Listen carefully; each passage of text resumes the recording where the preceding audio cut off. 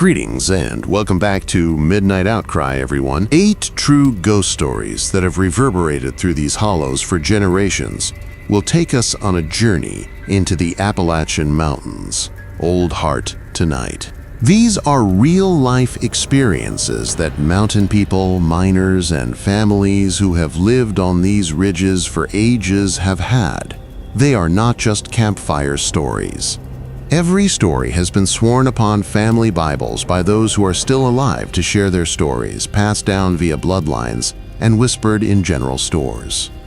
Through the accounts of actual people who saw things beyond our comprehension, amid the mist-covered peaks and forgotten valleys of Appalachia, these are the voices of the mountains themselves.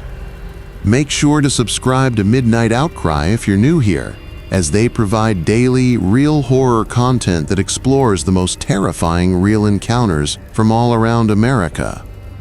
To ensure you don't miss the ghosts calling out from the shadows, ring that notification bell. Let's now ascend into the shadows of these old mountains, where the dead refuse to rest and Cherokee legends continue to walk, where each ridge recalls what others have forgotten, and each brook has a tale to tell. When the old-timers at the coal mine described hearing pickaxes and shafts that had been abandoned, their weathered faces turning pale as they described sounds coming from tunnels that had been sealed for decades, I never believed them. Stories about the mountains and their depths are common when you're growing up in Pike County, Kentucky. However, I learned from my 15 years of underground labor that the only things to be afraid of in a coal mine are gas leaks, cave-ins, and your own negligence. I reasoned that swinging pickaxes in the dark was not the best thing for the deceased. I worked the night shift at the Blackwater mine prior to that. I first learned about the opening in October 2019. Following a string of mishaps that claimed the lives of 3 men and left the firm bankrupt, the mine had been shuttered since the early 2000s. However, as coal prices began to rise once more, Pinnacle Mining purchased the rights and invested millions to upgrade the historic workings to meet contemporary safety regulations. The pay was too tempting to refuse, and they required experienced miners prepared to work the graveyard shift. The additional funds would enable us to eventually move out of the trailer and into a real house, especially since my wife Sarah was expecting our second child. The initial weeks went by without any problems. Compared to previous mines I had worked in, this one was older, deeper, and had tunnels that appeared to branch and twist like the roots of a huge underground tree. Additionally, the geology seemed peculiar, with coal seams that abruptly appeared and vanished, as though the mountain were deceiving us. However, my crew, Johnny Briggs, Marcus Webb, and Dale Morrison, were competent men who knew their craft, and the work was steady. I first heard the sound on a Thursday night in November. About 800 feet below the surface, we were working the eastern drift when, all of a sudden, the machinery stopped operating. Dale and I used the opportunity to have our lunches in the relative quiet, while Johnny and Marcus attempted to fix the continuous miner, which had broken down once more. There was never any real silence in the mine. Water dripping, wood settling, and the distant buzz of ventilation fans were constant sounds. However, this was the closest thing to silence you could find, a half-mile below ground. We heard it at that moment. From further up the mountain came the steady clang of metal striking stone. With his headlight beam twitching uneasily across the walls smeared with coal, Dale questioned, "You hear that?" I paid close attention. Once more, there came the distinct sound of a pickaxe slicing into coal, followed by a shovel scrape. No one else was supposed to be in this part of the mine, but someone was mining, though I didn't believe it myself. I added, "Probably just echoes from the main shaft." It was too near and too clear. It originated from the ancient workings, the areas that had been closed off following the mishaps 20 years prior. The sound was drowned out by the noise of equipment when Johnny restarted the continuous miner. However, I spent the remainder of the shift searching for it, striving to hear that steady cadence over the din of industry. Carl Hutchkins, our foreman, simply shook his head and said something about old mine settling before leaving when I brought it up to him. The following night and the night after that, the sound resurfaced, always from the same direction, always at the same time. Dale began to fabricate reasons to work in different mine sections. and I couldn't hold him responsible. That repetitive clanging had an eerie quality that sent your skin crawling and your tongue drying up. Finally, Johnny proposed that we look into it. We all heard what he stated during our Monday night lunch break. We are all aware that it has nothing to do with settling, machinery, or any of the other nonsense Carl keeps giving us. Let's go see what it is then. Marcus gave a headshake. Johnny, there's a reason those old workings were shut. Back there in 2001, 3 men lost their lives.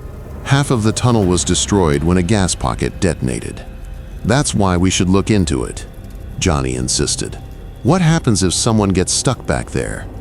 What if, for 20 years, one of them has been trying to dig his way out after somehow surviving? Even though the thought was absurd, it made me question myself. What if there was a backer? What if we heard a call for assistance but were afraid to respond? I decided to accompany Johnny to the sealed part against my better judgment. I assured myself we would simply have a brief look, simply quench our curiosity and put an end to the issue. A concrete wall with the words, "Danger, do not enter," inscribed in faded red letters, barred the entrance to the old workings. However, the concrete had been eroded by time and moisture, and Johnny had discovered a fracture close to the bottom that was large enough for a man to pass through. After waiting for Marcus and Dale to finish their work in the far section, we slid through the opening while carrying our emergency oxygen tanks and headlamps. On the opposite side, the air was heavy and stuffy, packed with frigid dust and the musty stench of long-term desertion. As we passed, the rotten timbers supporting the tunnel's walls moaned menacingly, revealing a tunnel that extended into the darkness.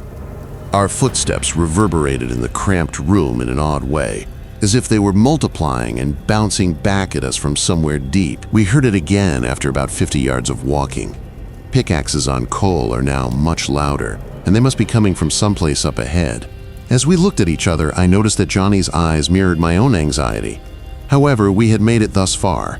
We continued. Coal had been removed in a systematic grid pattern in a bigger chamber, which miners refer to as a room, into which the tunnel opened. When our lights swept over the room, I saw abandoned machinery, heaps of loose coal, and something else that chilled me to the bone. Dozens of tally marks, grouped in 5s like a prisoner counting days, were scratched into the coal face at the far end of the room. Someone had etched phrases in wobbly characters into the dark stone underneath them. Day 1, 847. Digging continues. Tell Mary I'm sorry. I found Johnny's light. I could also see the fear on his face. The story was now known to both of us. Mary was the wife of Thomas Garrett, one of the 3 men who perished in the 2001 tragedy. His remains had never been found. The pickaxe's sound immediately halted, and we heard something else in the ensuing quiet. From the darkness ahead came the sound of footfall. The sound of heavy labor boots on stone is approaching. We took off running. The journey back to the concrete wall is not something I recall very well. I recall Johnny losing his headlight and tripping and falling, leaving us in almost complete darkness. I recall the hard, laborious sound of someone else's breathing as it followed us into the tunnel. My heart was pounding so hard that I felt it could burst when I squeezed through that concrete crevice. We didn't tell anyone about what we had seen. Not even Carl, Dale, or Marcus. Pretending everything was normal, we returned home to our families after finishing our shift in quiet. However, the noises persisted. The sound of that ghostly pickaxe clanging reverberated across the eastern drift each night. Rumors started to circulate once other employees started to hear it as well. A few miners who worked the day shift declined to work in that area. Some give up completely. The mine inspector arrived for an unexpected safety inspection 3 weeks later. Gerald Parks was a meticulous individual who had spent 30 years examining coal mines. When he heard danger, he recognized it. And during his inspection, he ordered the eastern drift to be evacuated right away when he heard the pickaxe sound reverberating through the tunnel. Simply put, there is someone back there, he informed Carl. They called in a crew to reinforce the concrete wall, but the eastern drift fell before they could complete the job. Could be a trapped miner. Could be someone who was not supposed to be here. Either way, we are sealing off this section till we figure it out. A roughly 200-foot part of the tunnel just collapsed, carrying tons of rock and coal with it. Investigators discovered evidence of a huge gas pocket that had been accumulating pressure for months after the dust settled. It would have killed all the men in that part of the mine if it had burst while we were working. According to the official assessment, the collapse was caused by compromised support structures and geological instability. However, I am more knowledgeable. I am aware that Thomas Garrett had been attempting to alert us by utilizing the only means a deceased man could use, the sound of his impossible, never-ending work. I never returned to the mine at Blackwater. We didn't.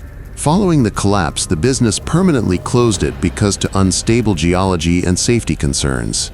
However, residents say they occasionally hear the sound of a pickaxe reverberating from somewhere far below Blackwater Mountain on calm evenings when the wind is silent. The next spring, I relocated my family to Tennessee. I never told Sarah what Johnny and I had discovered in that deserted tunnel, and she never asked why I was so keen to get out of Pike County. Other realities are too painful for the living to handle, and other tales are better kept unsaid. However, I will say this. Do not investigate if you are ever working deep underground and you hear the sound of mining when there shouldn't be any. Pay attention to what the deceased are attempting to convey to you, because a ghost story isn't always just a narrative. Occasionally, it serves as a warning. And if you are extremely fortunate, that warning may even save your life. For 3 years, my grandmother's porch rocking chair had been deserted. I knew something had changed in the mountains surrounding our former family property when I noticed it moving on its own that October evening. I would have to go back through centuries of family secrets that my grandmother had carried to her grave, buried beneath the old trees that had guarded our hollow for more time than anybody could recall, in order to comprehend what that alteration signified. That weekend, in order to finally clean up Granny's house, I had driven up from Asheville. Due in large part to my hectic schedule as a real estate lawyer, but primarily because the idea of sifting through her possessions felt like acknowledging that she was truly gone, I had been putting it off since her funeral. When I was 12, my parents perished in a car accident, and I was raised by the elderly widow. She had also appeared to be too obstinate and full of mountain knowledge, even at the age of 87, to ever really leave us. Surrounded by ridges that had belonged to our family since before the Civil War, the house was located in Madison County, North Carolina, at the end of a meandering dirt road. Developers of real estate dream about this kind of location. A crystal clear brook flows through the land, there are vistas of the pristine mountains, and there is enough timber to make a guy wealthy. Every room had memories. Every creaking board told a narrative. But it was also the kind of home that clung to its ghosts. The sky was painted in orange and purple hues that are unique to the mountains when I arrived, as the sun was just disappearing below the western peak. Everything in the house was just how Granny had left it, with her reading glasses folded neatly on the table next to her Bible and the mason jars of preserved veggies carefully arranged on the kitchen counter. However, my eye was drawn to the rocking chair on the front porch. It had the soft, rhythmic motion of someone getting comfortable for the night's sleep, but it wasn't dramatic or like anything you'd see in a horror film. Back and forth, as though it were being guided by unseen hands through the identical movements that my grandmother had performed thousands of times during the decades that she had been in that house. For a few minutes, I watched that chair rock in the quiet evening air while standing at the edge of the porch. There was no breeze to talk about, and the movement had no rational cause. However, it had a strangely reassuring quality, something that brought back memories of innumerable summer nights spent listening to Granny's stories as she fixed clothes or shelled beans. Like a heartbeat, her chair maintained a steady rhythm of its own. Our family had owned the chair for more than a century. It was carved from mountain cherry wood by Granny's grandfather, Ezekiel Morrison, for his young wife, Rebecca, in the 1890s. She had informed me that it was a wedding present, meticulously crafted to ensure that every joint fit flawlessly and every curve was as smooth as silk. After rocking her infants in that chair and watching them grow up, Rebecca ultimately gave it to her own daughter, who then gave it to Granny. I slept upstairs that night in the same bedroom I had used as a teenager. Without Granny, the house seemed quieter in some way. It seemed to be holding its breath.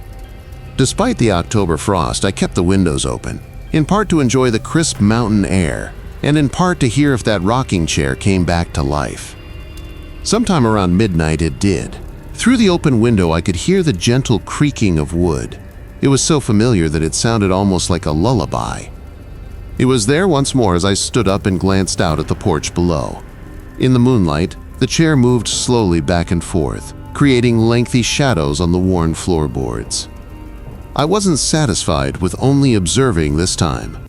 After putting on my jeans, I went downstairs and made my way through the darkness home as quietly as possible. As was customary in warm weather, the front door was open. Granny's doors were never locked, claimed that an environment where everyone knew one other's business was pointless. The rocking instantly stopped when I stepped out onto the porch. In the moonlight, the chair remained still, and I felt stupid for a second. Perhaps the wind had been the cause. Or perhaps there was movement because of the way the old flooring were shifting. But I sensed something else as I stood there in the solitude of the mountains. A welcoming and familiar presence, similar to the sensation of homecoming after a long travel. "Granny," I muttered into the night. As if in reaction, the chair gave one soft rock, and I spent the following day going through her things, putting them in boxes labeled keep, donate, and throw away. It was more emotionally and physically taxing than I had anticipated. There were pictures in each drawer. Clothes in each closet still had a hint of her lavender soap on them. And in the margins of each book were comments in her meticulous handwriting. I discovered the wooden box behind an old quilt stack in her bedroom closet. It was carved with the same meticulous attention to detail and was constructed from the same cherry wood as the rocking chair. Dozens of faded ribbon letters were wrapped in yellow tissue paper within. My blood ran cold when I saw the return address on the older ones. E. Morrison, Petro, Tennessee.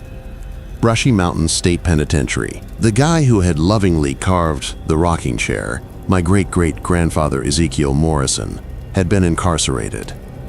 Granny had never informed anyone in the family the story detailed in the letters. In 1923, Ezekiel was found guilty of murder and given a life sentence for the death of a revenue agent who had come to investigate his moonshine business. For 37 years, he had written to his wife Rebecca once a week. Love, regret, and a great yearning for the family and home he had left behind were all expressed in his letters. Unlike the other letters in the box, the final one was unique. It was addressed to Granny and was written in 1960 in Rebecca's handwriting. "My dear granddaughter," it began. "If you're reading this, then I'm gone, and it falls to you to keep the family secrets. Your great-grandfather Ezekiel died in prison last month. But he did not die peacefully. He made me promise that when his time came, I would bring him home to rest beside the rocking chair he made for me, the chair where I waited for him for 37 years. The letter went on to explain that Rebecca had indeed brought Ezekiel home in a manner of speaking. She had convinced the prison chaplain to give her a lock of his hair and a few personal belongings which she had buried in the family cemetery behind the house. But according to her letter, that was not enough for a man whose heart had never left the mountains. He told me in a dream that he would find his way back to that chair, Rebecca wrote. He said the love he put into carving it would call him home, and that as long as one of his blood lived in this house, he would watch over them from that porch. I read that letter 3 times before it truly sank in. Then I walked out to the front porch and looked at the rocking chair with new eyes.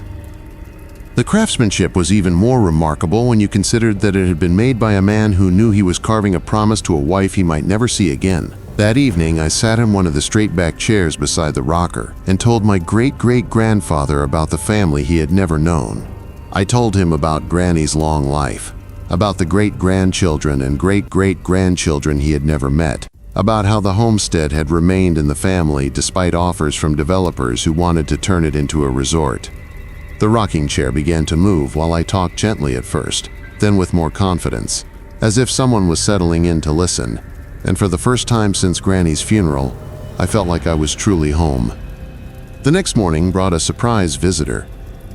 Clara Hendress, Granny's nearest neighbor, came walking up the dirt road carrying a covered dish and wearing the kind of expression that meant she had something important to say. "I see you decided to stay another night," she said, settling herself on the porch steps. "Good. That chair has been restless since your granny passed." "Restless?" Clara nodded toward the rocker.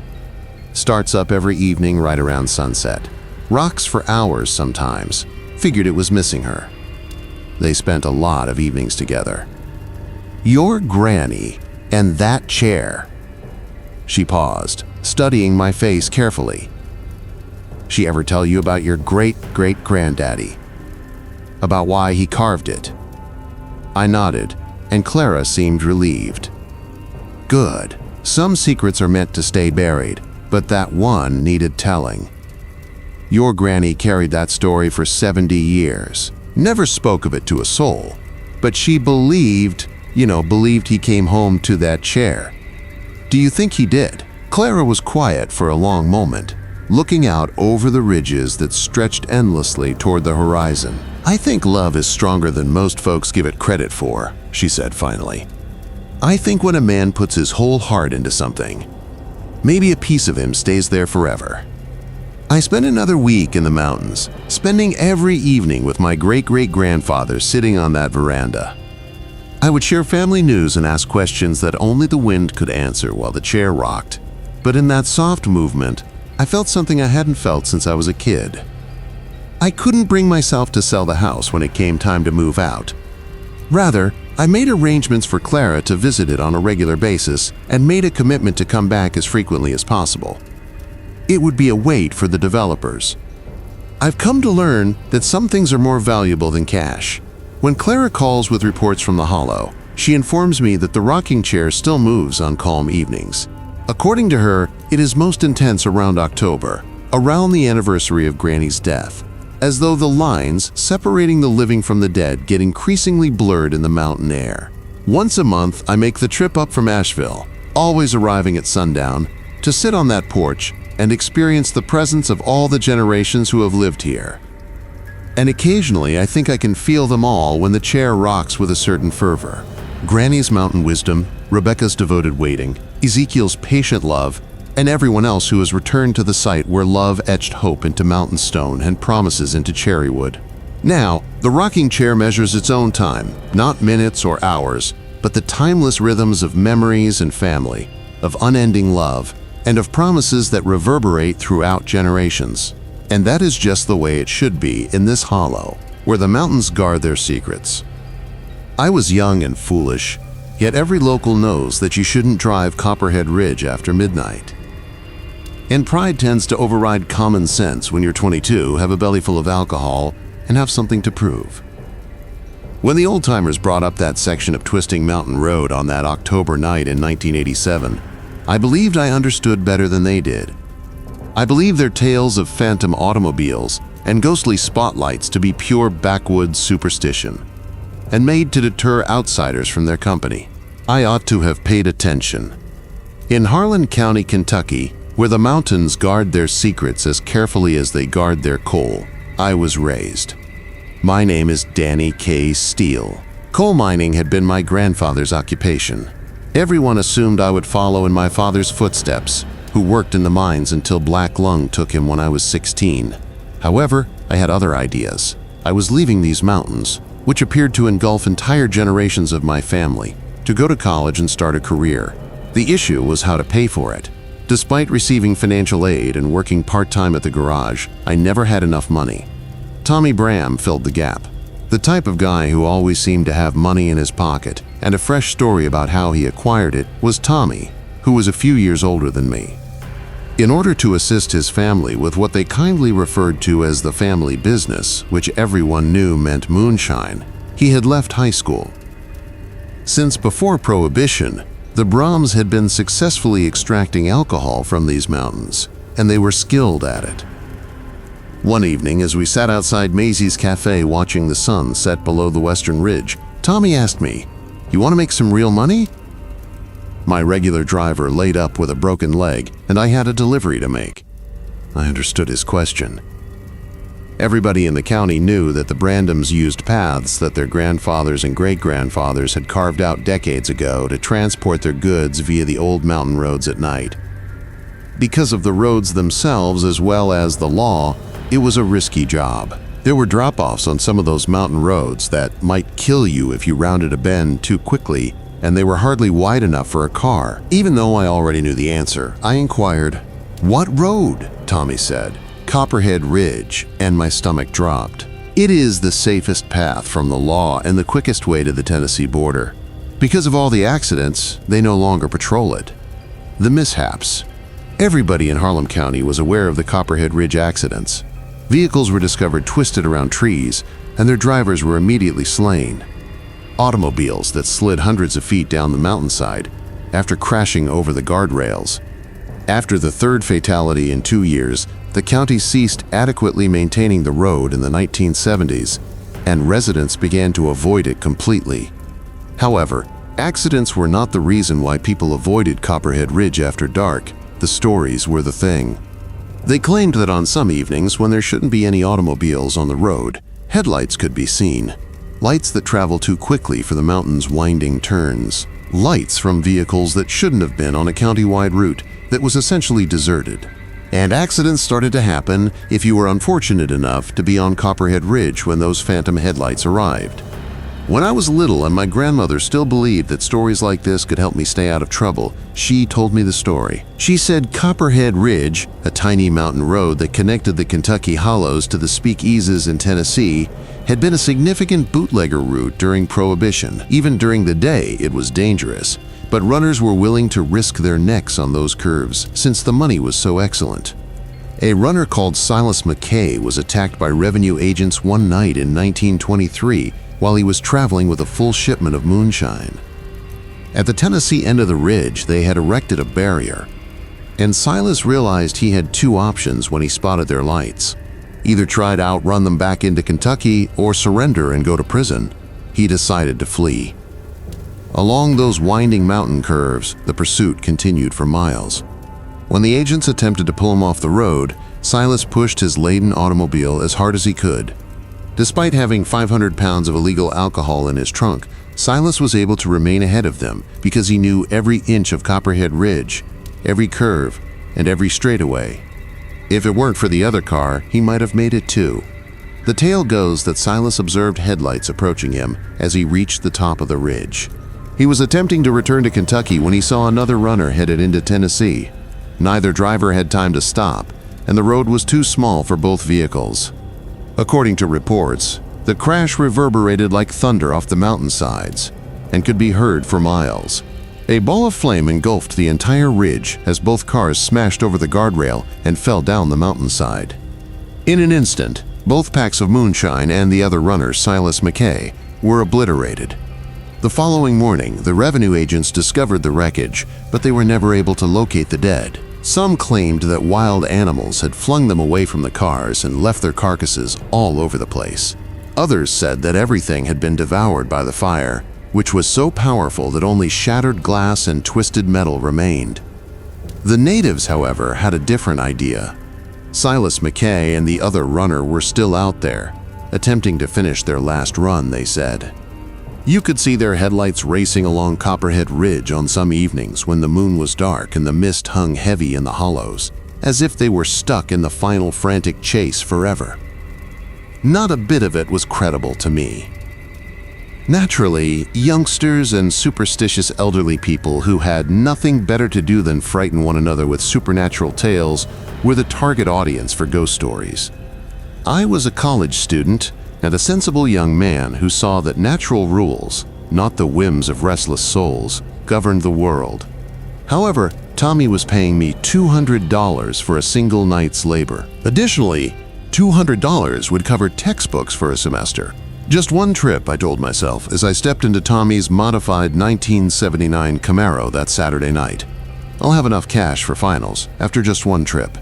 12 mason jars of the cleanest moonshine I had ever seen were placed inside the car, securely fastened with rope in the trunk and neatly packed in wooden crates. Tommy had provided me with thorough instructions to a cabin in Tennessee where Wheeler, a man with money, would be waiting. "Easy pickup and delivery," he promised. "There is nothing to be concerned about."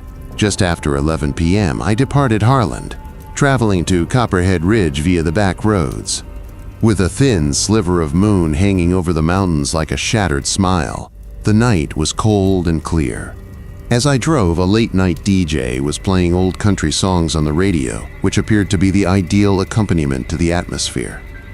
As I went into the tiny road that led up to the crest, I was both anxious and excited. I convinced myself that this was simple money. I would be $200 richer in the morning after just one brief run. The road began to climb almost immediately, weaving back and forth up the mountainside in a succession of hairpin turns that required continual attention. The only lights on the road ahead were my headlights. There were no reflectors or streetlights.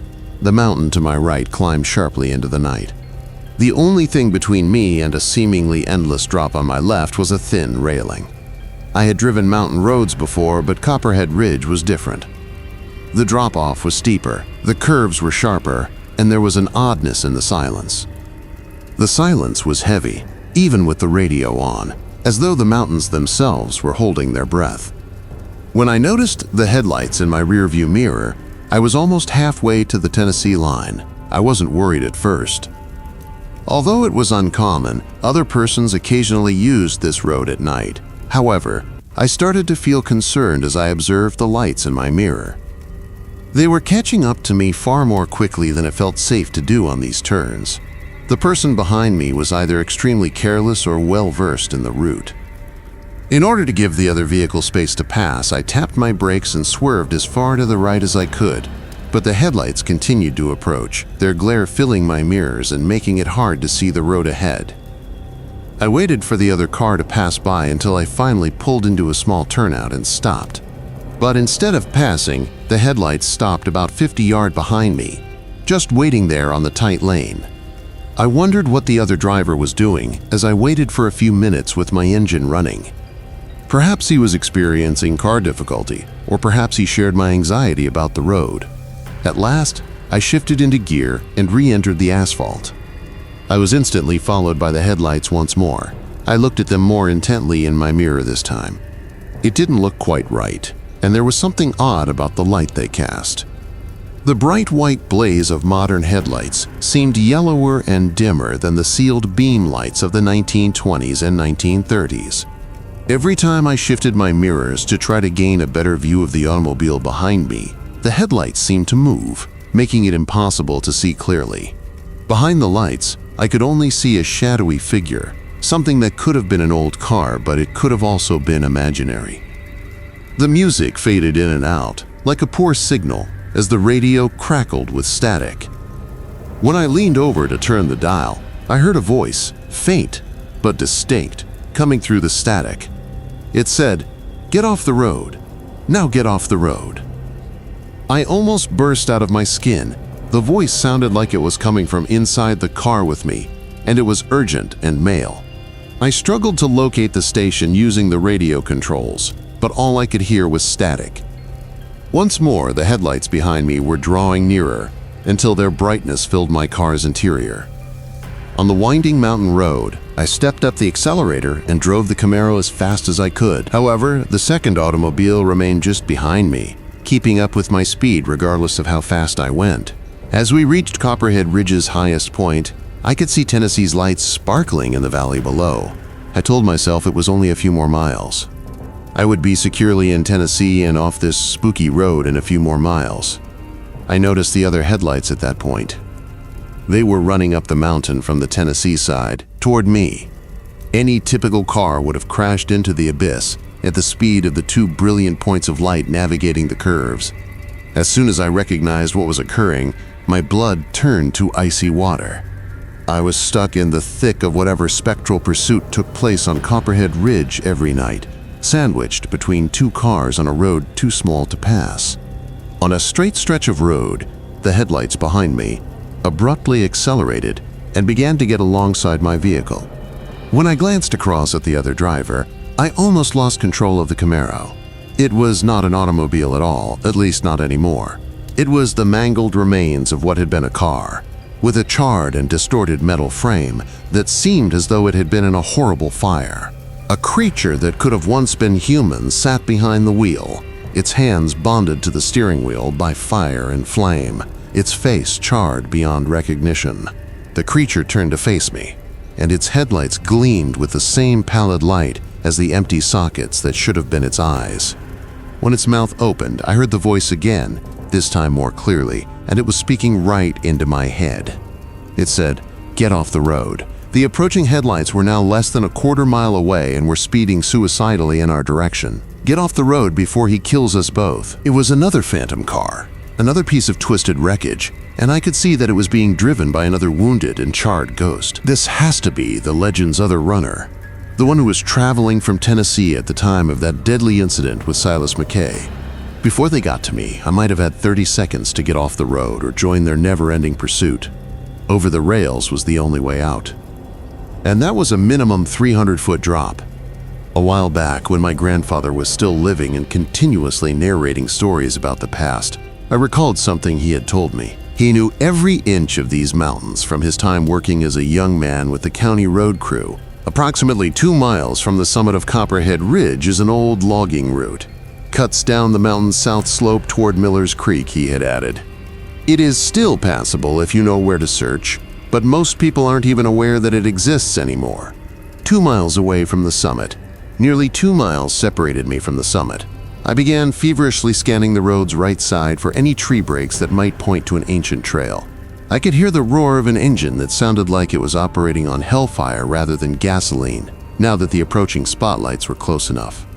There was a guardrail gap, hardly perceptible in the shadows, what appeared to be a weed-filled dirt road that was just barely wide enough for a car to drive down the mountainside. I violently jerked the steering wheel to the right and smashed through the opening, the Camaro bouncing fiercely on the uneven dirt. The crash of the 2 phantom automobiles meeting behind me sounded like the end of the world, reverberating through the mountains. Potholes, downed branches, and washouts plagued the logging road. But beneath my tires, rather than the mystical asphalt of Copperhead Ridge, there was actual, solid soil. Branches scraped against the windows as I drove as quickly as I could, until I eventually came out on a paved county road close to Miller's Creek.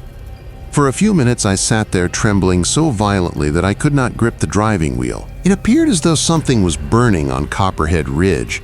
When I eventually turned to face the mountain again and noticed a dim glow on the horizon, that moonshine was never carried to Tennessee by me. Rather, I drove directly back to Tommy Briam's house, leaving the keys under the floor mat and the car and its contents in his driveway. I kept the incident from him. I never made an effort to justify why I hadn't finished the task, but I also never drove on a mountain road at night again. I left Harlan County as soon as I could after graduating from college and starting a career as a teacher. However, I will always remember that evening on Copperhead Ridge.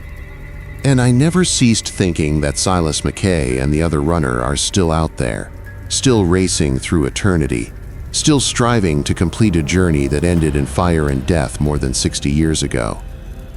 The residents still avoid Copperhead Ridge after dark, and they still tell stories about phantom headlights and ghostly wrecks. The actual state of the road has deteriorated since 1987. It's barely passable, even during the day, and the county has finally abandoned any attempt to keep it up. However, some individuals say they can still spot lights moving down that deserted length of asphalt on bright October nights when the moon is barely visible. Racing lights, transporting their spectral cargo across the mountains toward a place they will never reach, take the corners too quickly and shine too brightly. And you'd better find another way to get there if you're stupid enough to be on Copperhead Ridge when those lights come on, because Silas McKay and his everlasting rival are still in the middle of their last race, and they don't like it when the living get in the way. Some debts can only be settled in the limitless currency of time, and some routes are reserved for the deceased. Every night on Copperhead Ridge seems like 1923, and every vehicle is frantically trying to survive. I followed smoke to a cabin that saved my life while I was lost in a blizzard, and then I tried to locate it again. The worst winter storm to hit the Blue Ridge Mountains in 50 years occurred in February 1994, according to the Weather Service. At the time, I was 28 years old and employed by the State Forestry Department as a surveyor. And I believed that I was familiar enough with these mountains to be able to handle any challenge they presented. According to my granddad, pride precedes fall. And when the mountains chose to deliver him a lesson in humility that February night, I discovered exactly how far a man might fall. I'm Robert Hayes, and I've been going through North Carolina forests for the majority of my adult life, assessing timber stands and charting state property lines. For a man who would rather be among trees than surrounded by others, this type of solitary labor is ideal, and I did it well. Perhaps too good, as I had become accustomed to taking chances that a more prudent man would have shunned. The assignment that sent me to Grandfather Mountain that February was ordinary, a timber sale border survey in the National Forest. I was trying to finish the task before the weather deteriorated, but an equipment fault had delayed me. The work should have taken 2 days.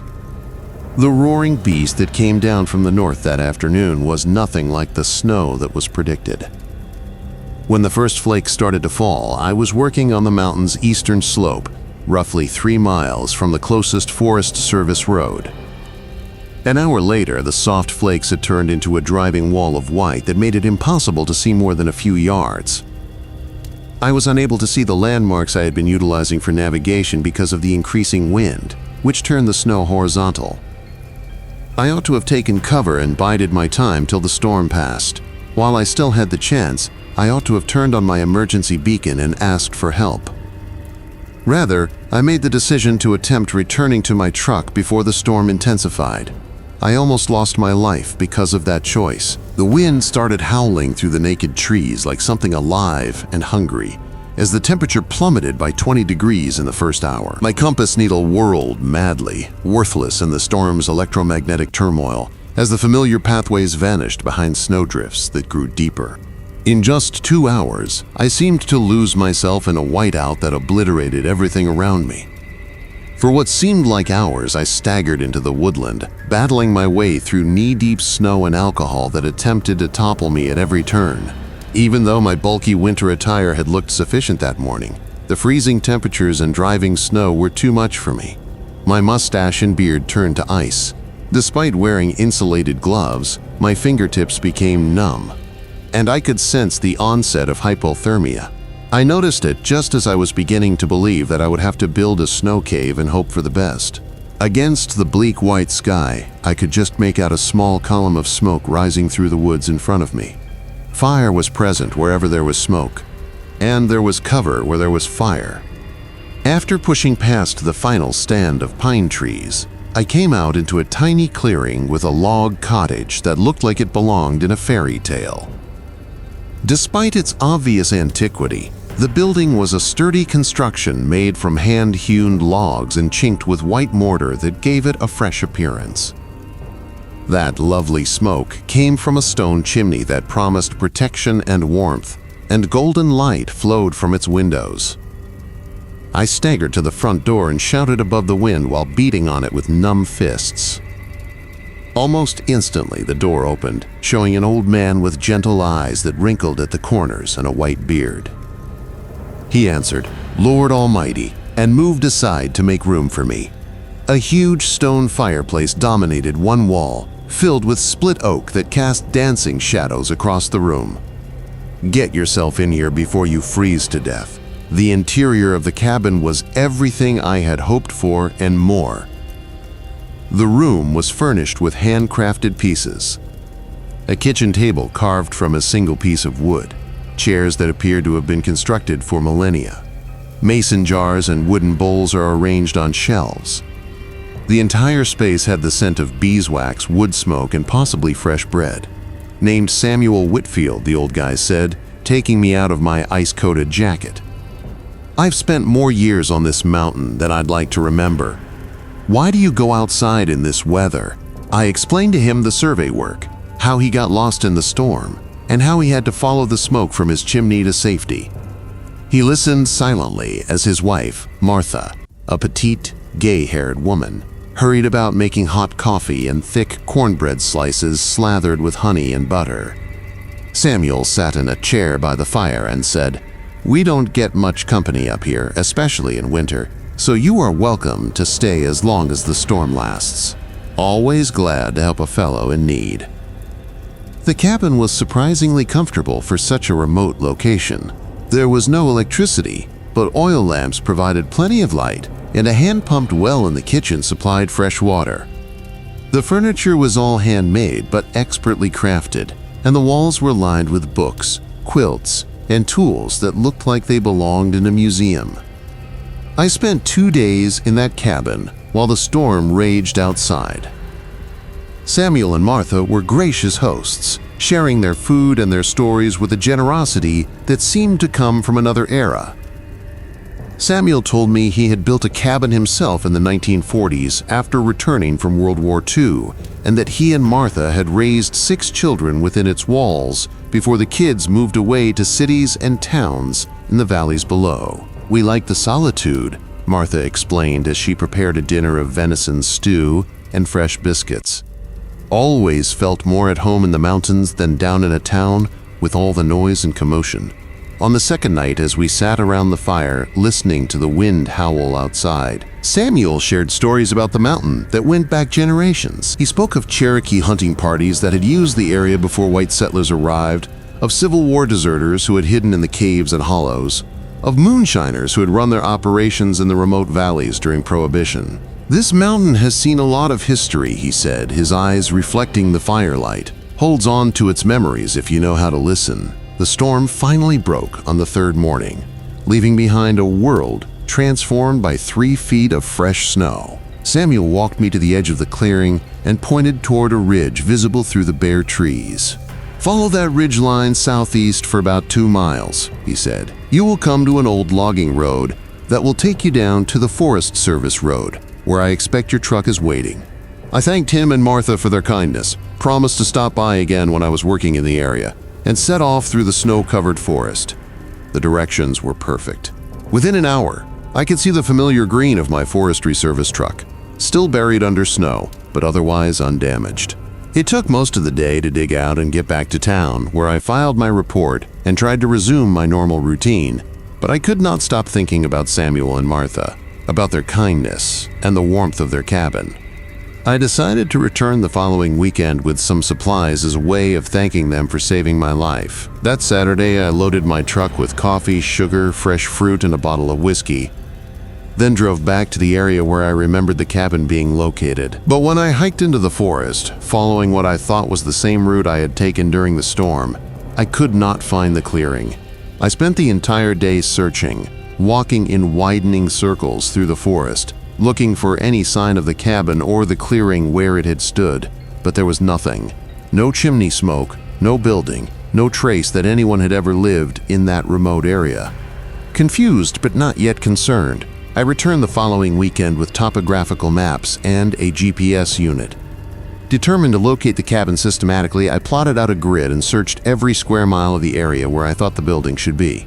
I found old hunting camps, abandoned moonshine stills, and the ruins of a few homesteads from the early 1900s, but no log cabin occupied by Samuel and Martha Whitfield. I began asking around town, describing the elderly couple to local historians and longtime residents. No one had heard of the Whitfields, though several people mentioned families by that name who had lived in the area decades earlier. It was at the local historical society that I found the first clue to what had really happened to me during that February blizzard. The librarian, a woman named Helen Morrison, whose family had lived in the mountains for 5 generations, listened to my description of Samuel and Martha with growing interest. "The name Whitfield rings a bell," she said, disappearing into the archives and returning with a folder of old newspaper clippings. "Here it is. Samuel Whitfield, age 73, and his wife Martha, age 71, died in a house fire in February of 1963.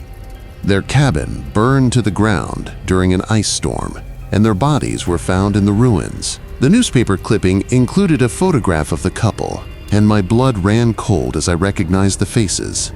It was them. Samuel, with his white beard and kind eyes. Martha, with her gray hair and gentle smile. But according to the paper, they had been dead for more than 30 years. The cabin was never rebuilt. Helen continued reading from the article. The property reverted to the National Forest, and the site was left to return to nature. Family members said Samuel and Martha had always wanted to be buried on the mountain they loved so much. I drove back to the mountain that same afternoon, this time armed with the exact location from the newspaper story. It took me most of the day to find it, but eventually I located the site where the Whitfield cabin had stood. All that remained was a stone foundation overgrown with mountain laurel and a chimney that rose like a monument from the forest floor. But there was something else. Fresh ashes in the fireplace. I knelt beside the ruined hearth and sifted through the ashes with trembling hands. They were recent, no more than a few days old, and mixed in with them were fragments of oak bark and charcoal that matched exactly the wood I had seen burning in Samuel's fireplace during the storm. As I stood there in the ruins of their home, I felt a presence in the forest around me, a sense of being watched by friendly eyes. The wind picked up, rustling the bare branches overhead, and for just a moment, I could have sworn I smelled wood smoke and fresh-baked bread. I never found an explanation for what happened to me during that February blizzard. The rational part of my mind insists that I must have hallucinated the entire experience, that hypothermia and exhaustion had combined to create an elaborate fantasy that helped me survive 3 days in the wilderness. But the practical part of my mind remembers the warmth of that fire, the taste of Martha's cornbread, and the sound of Samuel's voice as he told me stories about the mountain. I have returned to that site many times over the years, always hoping to see smoke rising from the ruins, always listening for voices that might call out a welcome from the forest. I never found the cabin again, but I did find something else. Peace with the idea that some forms of help come from places beyond our understanding. The mountains hold their secrets close, and some of those secrets involve kindness that transcends death.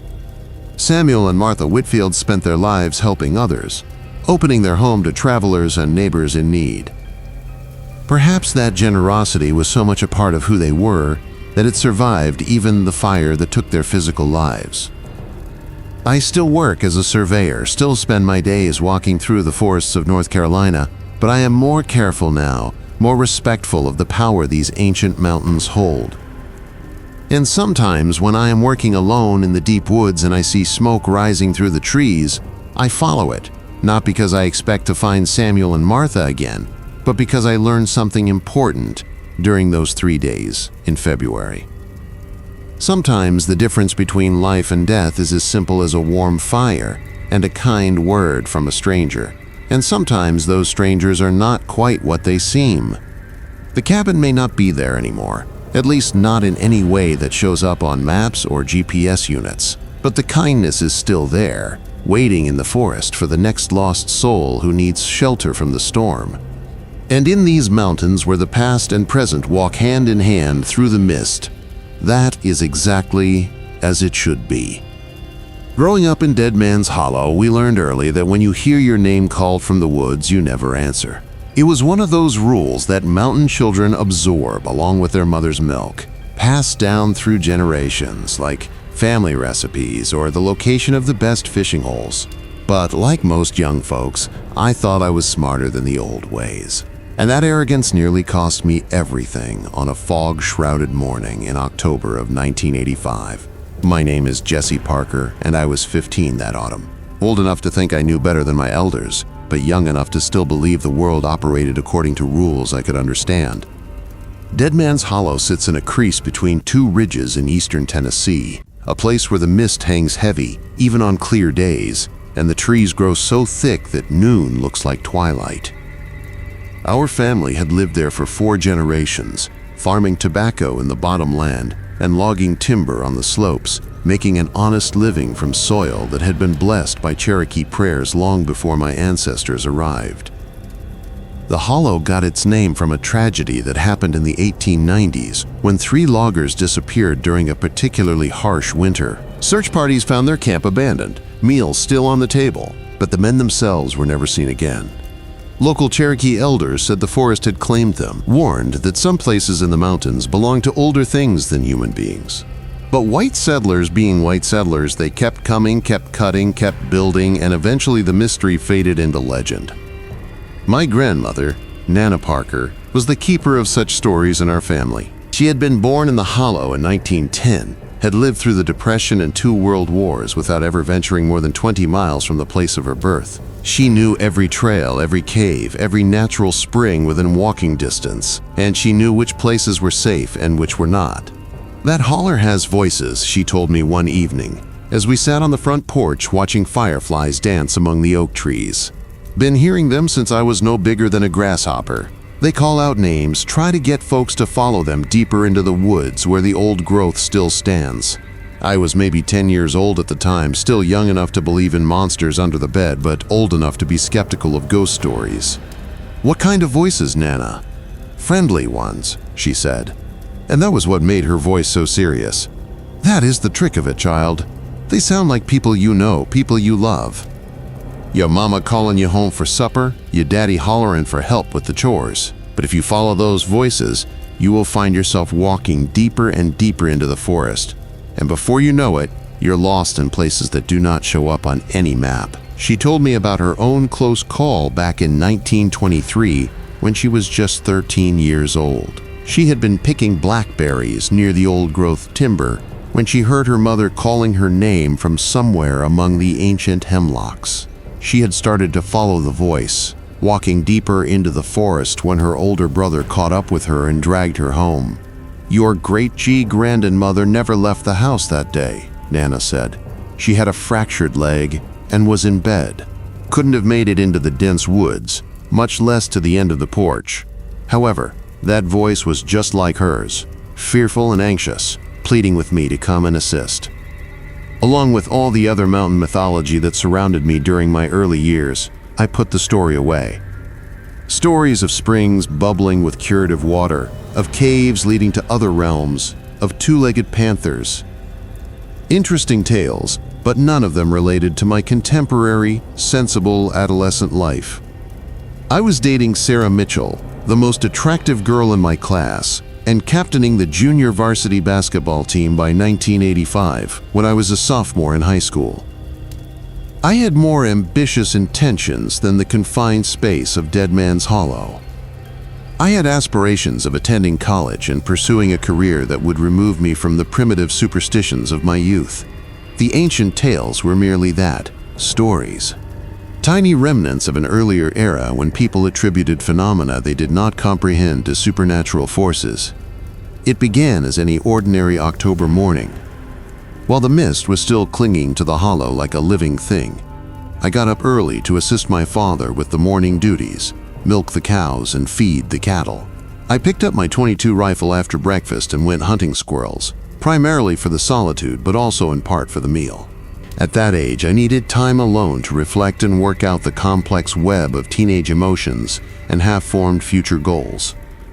Painted in the reds and golds at the height of autumn, the forest was lovely that morning. With my boots crunching through fallen leaves that exuded the rich, earthy smell of October decay, I followed the well-worn path that led up the eastern slope into the old-growth timber. The trees were ghostly figures that came and went as I walked, since the mist was deeper than usual. After an hour or so of hunting, I had caught 2 large gray squirrels when I heard my father screaming my name from behind me. "Jesse!" His frantic, worried voice reverberated vividly in the morning air. "I need your assistance down here, Jesse." In an attempt to locate the sound through the dense fog, I turned toward it. Dad tended to stay near to the farm and the work that always needed to be done, so we rarely went thus deep into the woods. However, his voice sounded strained and anxious, which caused my chest to tighten. "Can you hear me, son, Jesse?" The direction of the old-growth timber, where the trees grew so densely that even autumn sunshine hardly made it through the canopy, was undoubtedly where the voice was coming from, farther into the forest. Out of habit, I kept my rifle ready as I began to cautiously make my way through the underbrush toward the disturbance. I called back, "Dad, and I'm coming." "You're where?" "Son, this way. Pay attention to what I say."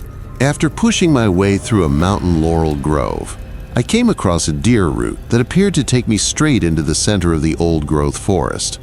I could hardly see 10 feet in any direction because of the dense fog, but my father's voice kept directing me. "Jesse, keep coming. I'm really hurt. I need your assistance getting home." That made me shiver with horror. Dad had a tough exterior, had spent 30 years working this land without suffering any major injuries. He must have been seriously injured if he was so badly hurt that he called for assistance. I picked up my pace and followed the trail's small path as it led more into the old woodland. Huge hemlock and chestnut trees that had been growing here since before the Revolutionary War were present. Their branches created a canopy so dense that very little light reached the forest floor, and their trunks were so enormous that it would take 3 men holding hands to reach around them. And the smell of the air was different, somehow older, with a strong smell of moss and death and something else I couldn't place. "Come on over here, Jesse." The mist was so dense that I was still unable to see anything, even though the voice was now only 50 yards ahead. I yelled once more, my voice resonating oddly through the enormous tree trunks. "I can't see you, Dad, but I can hear you. Continue speaking." "Son, I'm right here." "Only a bit farther," I continued, listening to what I believed to be my father's voice as it guided me farther into the old-growth forest. However, something was starting to feel off. The voice was never far ahead, never far out of view, and I never seemed to get any closer to it, no matter how quickly I walked. Then I became aware of something that caused my veins to turn to cold water. I was never called Jesse by my father. Never in my life have I experienced that experience. I was always JP, boy or son to him, his initials which I had received as a child. My mother and friends called me Jesse, but my father never used that name. As the truth hit me like a chilly blanket, I halted my movement and stood motionless in the foggy woodland, my heart racing. My father wasn't phoning for assistance. There was more to this, something that didn't truly know me but knew my name. "Why did you quit, Jesse? Son, I'm hurt. I need your assistance." Now that I was actually listening to it, the voice was different. It was still my father's voice, but it was somewhat flatter, as if it had been recorded and replayed over subpar speakers. Something that made the hair on the back of my neck stand up was in it, and it was hungry. I turned and began to walk back the way I had come, attempting to follow my path through the dense fog. However, it appeared that the deer trail I had been following had vanished. It appeared the same in all directions. With no landmarks to direct me, I saw enormous trees rise out of and fade into murky fog. "Don't leave me here, Jesse. Boy, I'm your dad, and I need your assistance." Now the voice was following me as I staggered into the brush, searching for anything that would lead me home. But the more I looked, the more I couldn't find. Around me, the old-growth forest appeared to change as if it were alive. Trails that arise and vanish.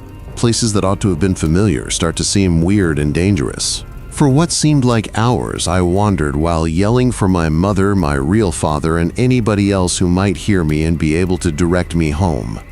However, the voice that had enticed me into the dense forest was the only one who responded, still pleading with me to go farther into the forest where the old trees kept their secrets, still calling my name, still acting injured. By the time I managed to escape, the sun had already set. I stumbled into a logging road and saw that it was getting dark. I rushed the final mile home and burst through the kitchen door, where my parents were seated at the table with deep-seated anxiety. My mother pulled me into her arms and shouted, "Where have you been? We have been looking for you since noon." "Did not you hear me calling?" inquired my dad. "I yelled your name and followed every path in the hollow until I was horse-arrow." I realized then how close I had been to becoming one of the 3 loggers who had vanished almost a century before. My father's voice had been used by something in the forest to guide me farther into the old growth trees to locations that search parties would never consider exploring, while my family had been searching for me. I explained the situation to them, about the voice that called me by the wrong name but sounded like my dad, about becoming lost in the old woodland, where paths came and went like ghosts. My parents' features were gloomy with understanding as they listened without question. "The voices are getting stronger," my father eventually replied. When I told my grandma the incident the next day, she agreed and said, "Been hearing more reports lately, folks getting lost in the deep woods after following sounds that seemed familiar. I warned you, those voices were cunning." She claimed that although they improve every year and sound more trustworthy, they always make mistakes and overlook a small detail. Over the years, she told me of other people who had fallen for the voices, hunters who obeyed their wives, calls to return home, kids who ran farther into the jungle after what sounded like their playmates. From locations where no foreman should have been, loggers heard their foreman yelling commands. She claimed that the Cherokee were aware of them. They were referred to as woodland spirits, claimed to be protectors of historic sites who did not want anyone to harm the old trees. The majority of people who follow the voices disappear forever. However, others return with tales similar to yours.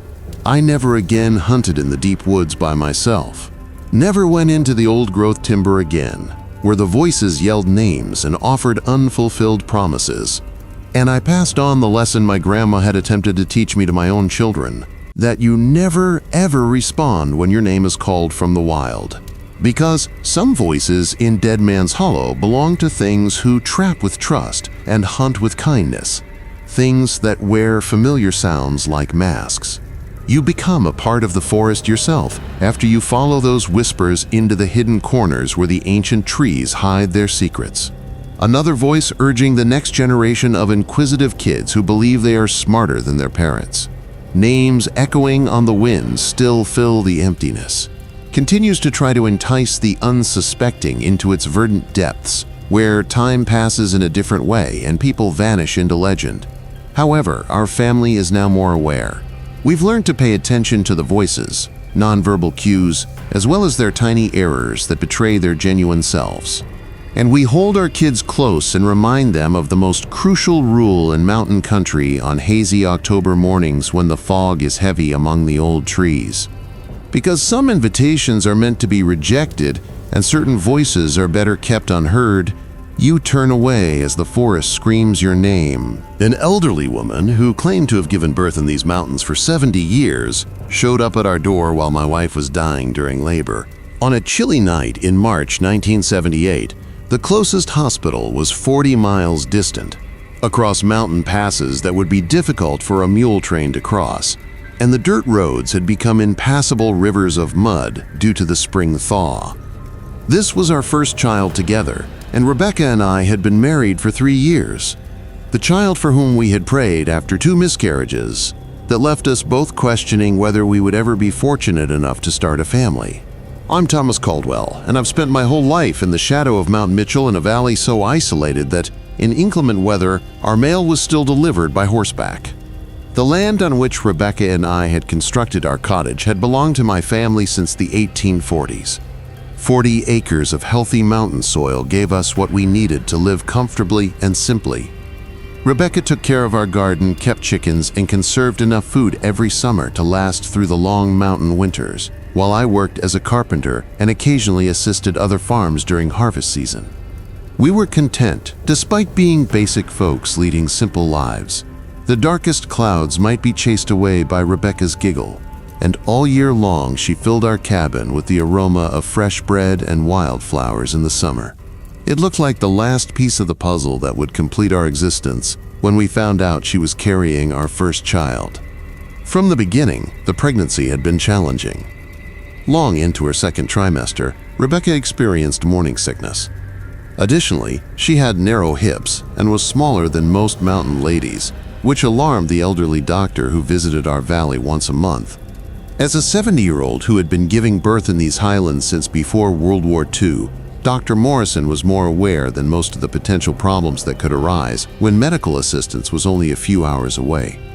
During his most recent visit, when Rebecca was 8 months pregnant, he advised me to be ready for any issues. You might not be able to bring the baby to the hospital in time if she arrives early, or if there are issues during birth. Have you considered letting her spend the remaining several weeks in town? Rebecca, however, would have none of it. In the cabin where we had begun our marriage, encircled by the mountains that had molded both of our families for centuries, She wanted our kid to be born. In that sense, she was obstinate, anchored to the ground like one of the old oaks that surrounded our property. During one of those late winter storms that can drop 2 feet of snow in 6 hours and leave the world looking like something from a Christmas card, the labor discomfort began on a Saturday night in early March. Rebecca had been restless all day, pacing the cabin like an animal in a cage because she couldn't sit still. Whether we were prepared or not, we both knew our kid was on the way when the first serious contraction occurred just after dinner. Our closest neighbor forwarded my message to Dr. Morrison, but it stated that the doctor was 30 miles away due to snow and would not be able to get to us until the roads were cleared. Having only a medical book that Rebecca had acquired from a catalog and whatever mountain wisdom had been passed down through our generations, we were on our own. Hours passed throughout the work. Rebecca had always been as resilient as a mountain laurel. However, it became evident that something was amiss as the night went on.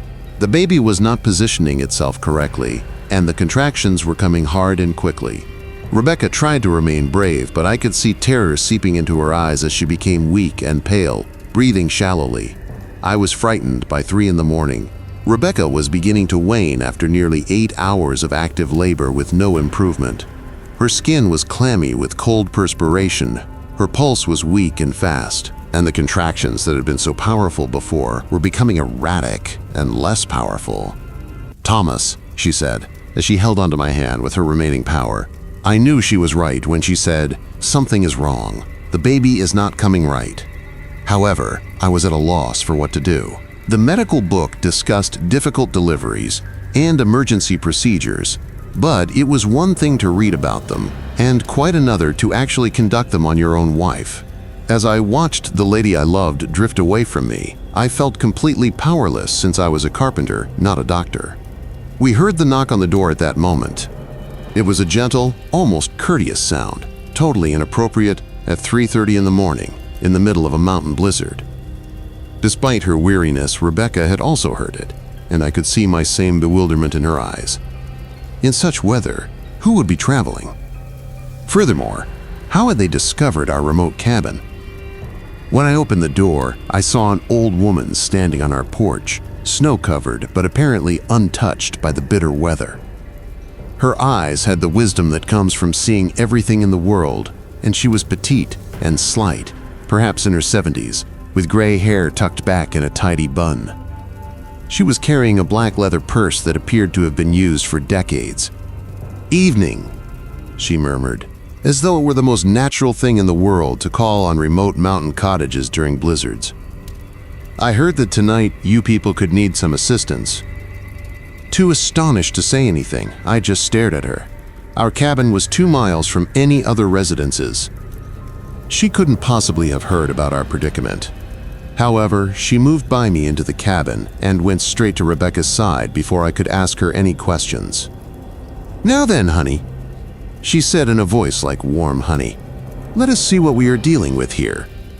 Rebecca looked up at her with exhaustion and hope wearing in her eyes. "Who are you?" After placing her luggage on the bedside table and pulling up her sleeves, the elderly woman introduced herself as Granny Hawkins.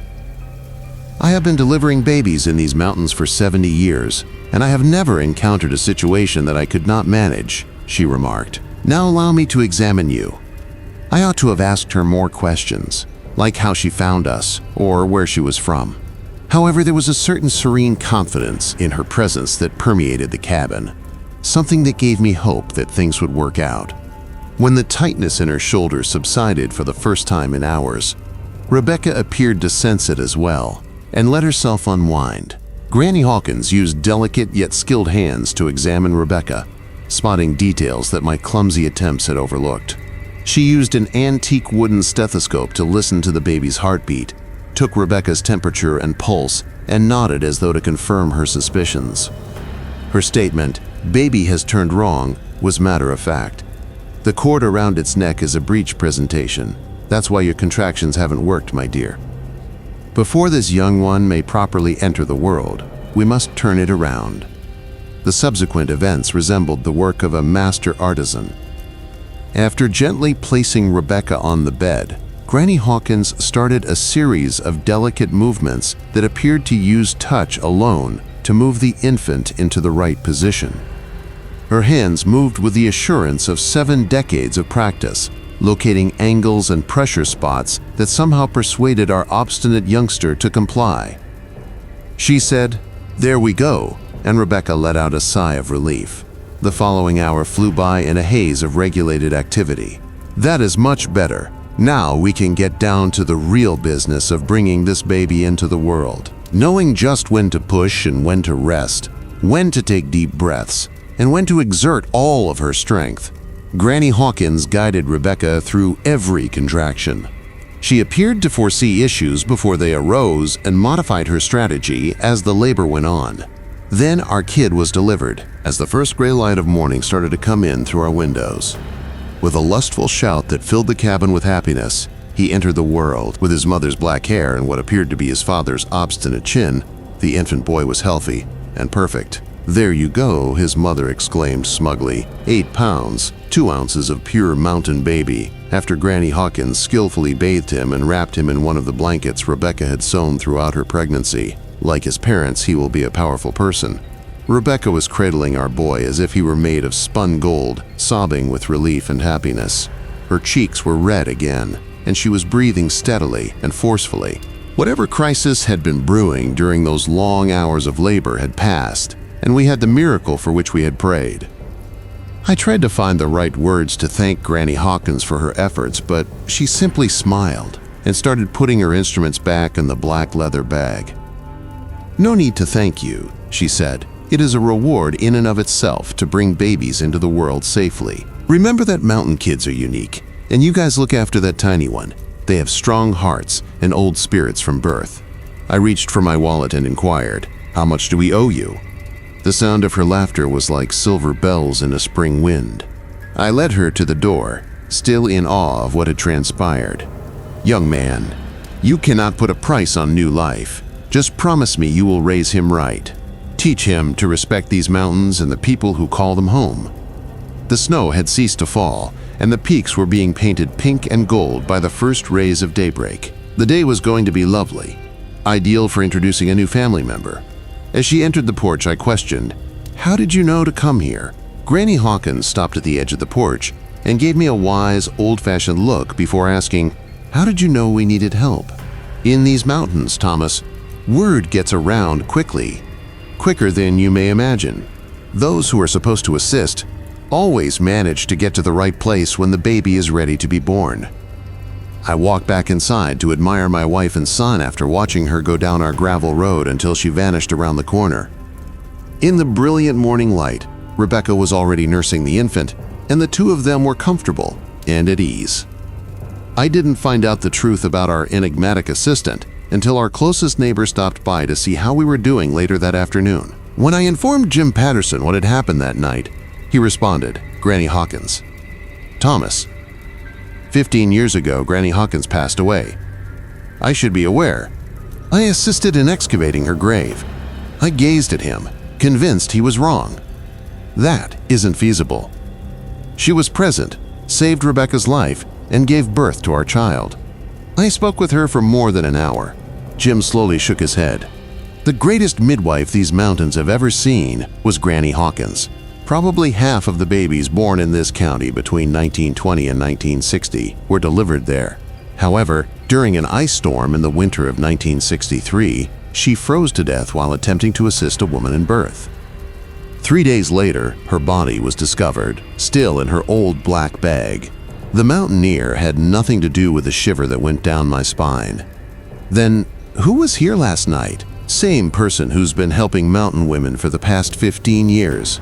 Jim replied gently. Folks do not talk about it much, but every midwife in the county has heard the stories. When a birth goes wrong, when a mother and baby are in real danger, sometimes Granny Hawkins still shows up to lend a hand. I never told Rebecca what Jim had said, never shared the truth about our mysterious helper. She was happy, believing that a living woman had saved her life and delivered our son safely. And I saw no reason to burden her with knowledge that might change that joy. But I kept the secret for 30 years, until Rebecca passed away peacefully in her sleep, and I was left alone with memories and questions that had no easy answers. Our son grew up strong and healthy, became a doctor himself, and now delivers babies in the same hospital where Dr. Morrison used to work. He has heard his share of mountain stories, has learned to respect the mysteries that lurk in the shadows of these ancient peaks. And sometimes when he tells me about a difficult birth that somehow turned out perfectly, about complications that resolved themselves just when all seemed lost, I wonder if Granny Hawkins is still making her rounds through these mountains, still carrying that old black bag to places where new life hangs in the balance. The mountains keep their own time, follow their own rules about life and death, and the obligations that bind us even beyond the grave. Some people are called to serve, called to help, called to heal, and perhaps that calling is strong enough to survive whatever comes after this life. I never saw Granny Hawkins again, but I have felt her presence in moments of crisis, in the gentle confidence that comes when you know someone is watching over you and yours. She brought my son safely into the world on a night when death seemed more likely than life, and in doing so, she gave me the greatest gift any man can receive. In these mountains, where the boundary between the living and the dead grows thin on foggy nights, where love and duty transcend the limitations of flesh and bone. This seems like exactly the kind of miracle we should expect. Some people are born to heal, and some keep healing long after their earthly work should be done. In the mountains of North Carolina, where Granny Hawkins still makes her rounds with that old black bag, that is not just a story, that is a promise. Music The Covered Bridge had 13 deaths in 50 years, and local legend said something lived underneath it. But I thought I knew better than mountain folklore when I started my research project on historic structures in Ribbon County, Georgia. That was in the summer of 1991 when I was a graduate student in folklore studies at the University of Georgia. Young and arrogant enough to believe that academic knowledge could explain away generations of accumulated fear and superstition, I was 24 years old, armed with tape recorders and notebooks, ready to document and rationalize every ghost story, every warning, every piece of mountain wisdom that kept the locals away from certain places after dark. The bridge I had come to study was officially called the Blackwater Creek Bridge, but everyone in the county knew it as the Devil's Backbone Bridge. Built in 1887, it was one of the last covered bridges still standing in northern Georgia, a single-span structure that crossed a deep gorge where Blackwater Creek cut through solid granite on its way to join the Chattahoochee River. The bridge was 180 feet long, built from heart pine and covered with a traditional barn-style roof that had weathered to a silvery gray over the decades.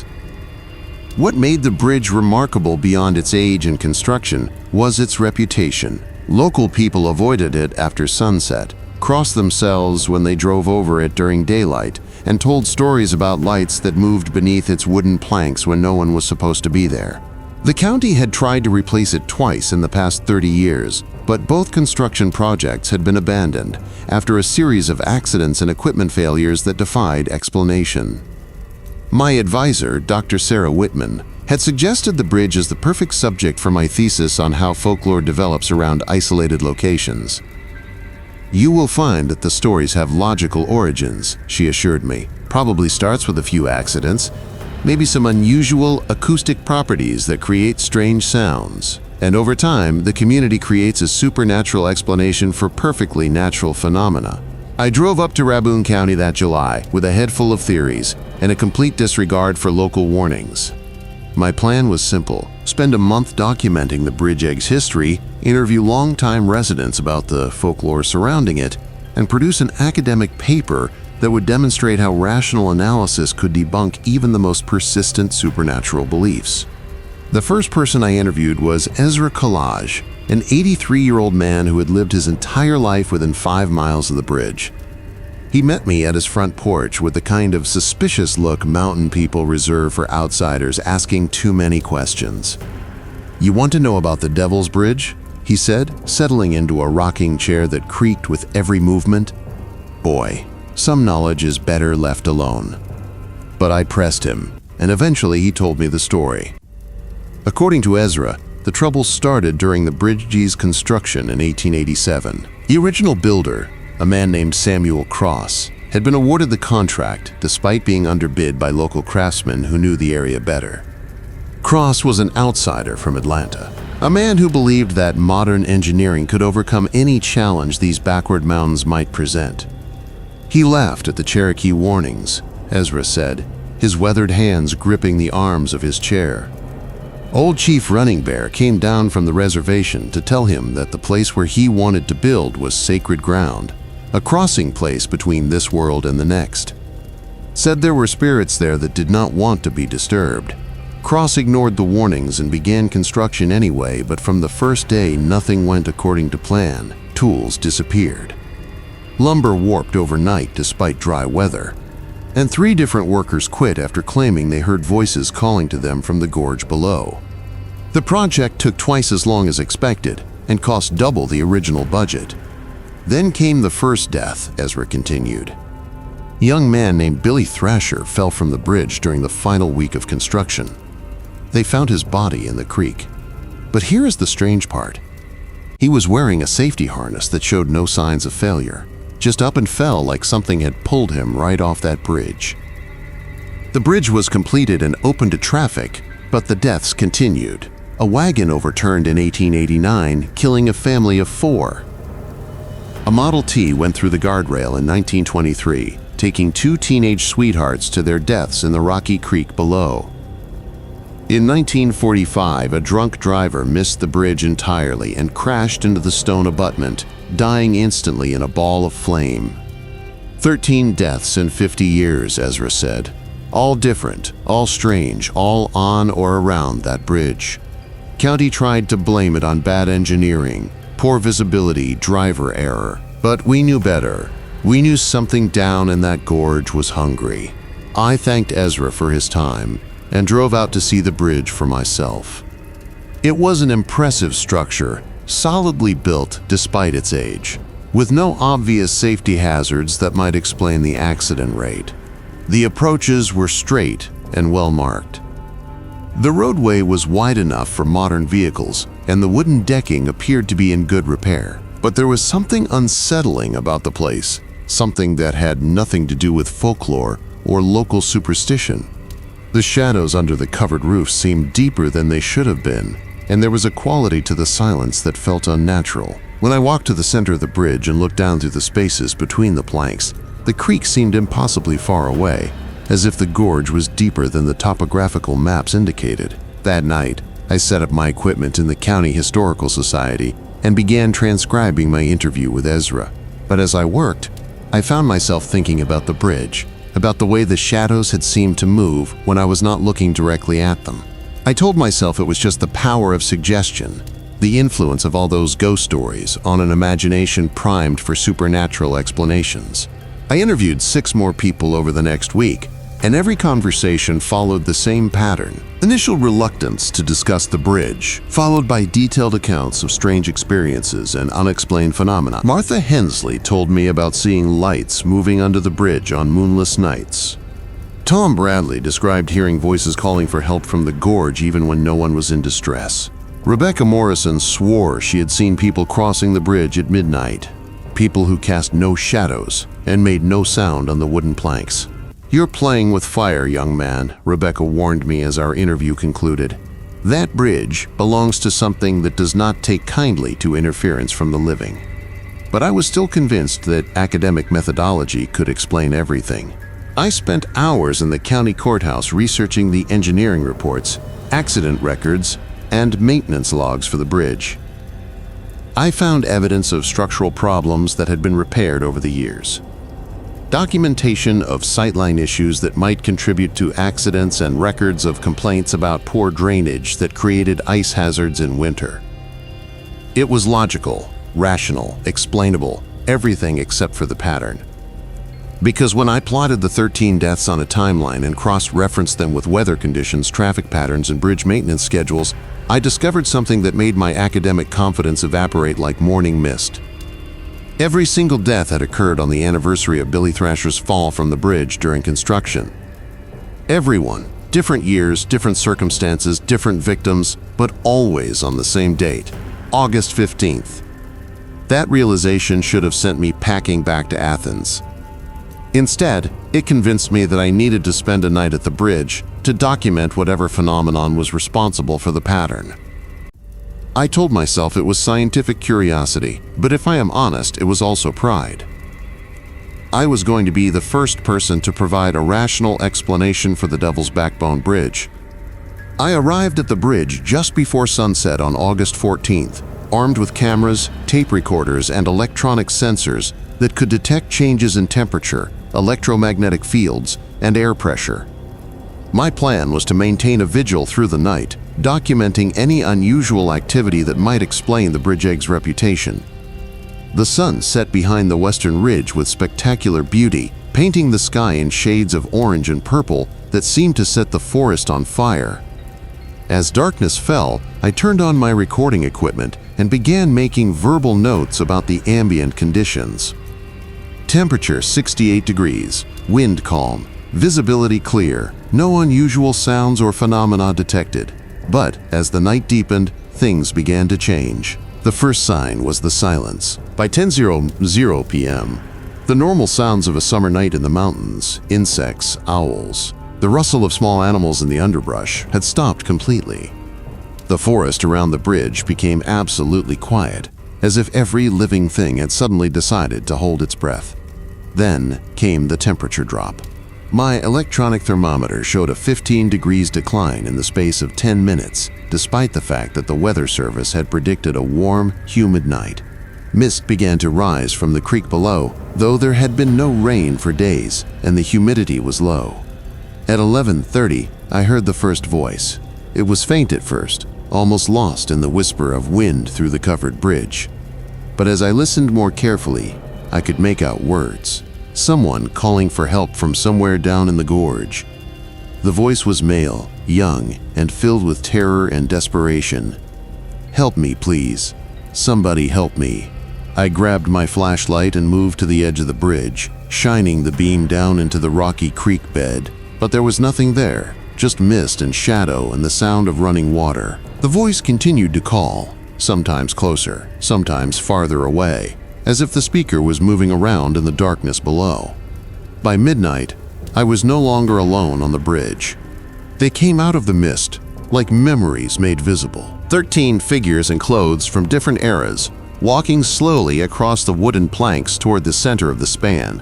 I recognized some of them from the photographs I had seen in newspaper accounts of the accidents. The Thrasher family from 1889 dressed in their Sunday best.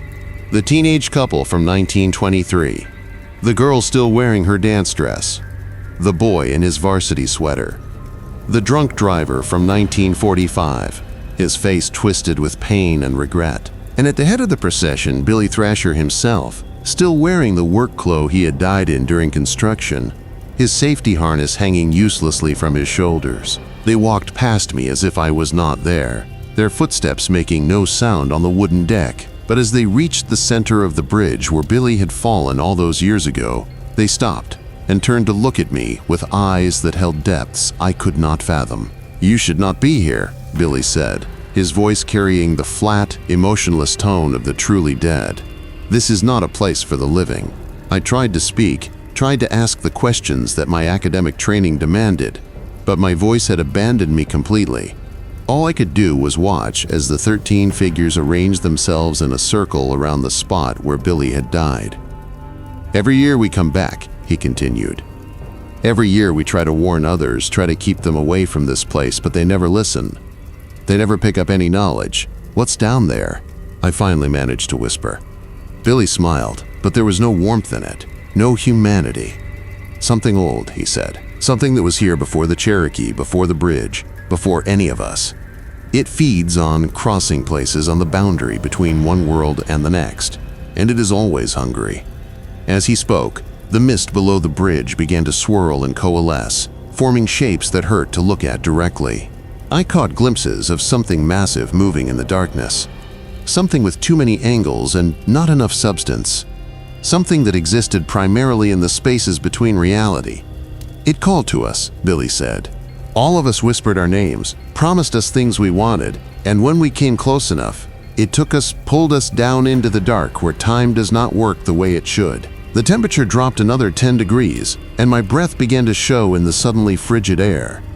The wooden planks beneath my feet started to vibrate as if something enormous was moving underneath the bridge. "Run," Billy said. And for the first time, his voice carried genuine emotion, concern for a fellow human being who was about to make the same mistake he had made more than a century ago. "Run now while you still can." I didn't require 2 reminders. After grabbing my gear, I ran through the covered bridge and headed for my car. I could hear something roaring with a noise like thunder and grinding stone, and I could hear wood splintering behind me. After reaching my car, I drove off without turning around, my hands shaking so much that I could hardly hold onto the steering wheel. I didn't realize it was August 15th, the anniversary, until I was safely in my Clayton hotel room. I had been the 14th person to stand on that bridge on the night the dead returned to their crossing spot. My thesis was never completed. Rather, I switched to library science as my major and got a job in a small college town where the most strange thing I see are students saying that computer viruses ate their research papers.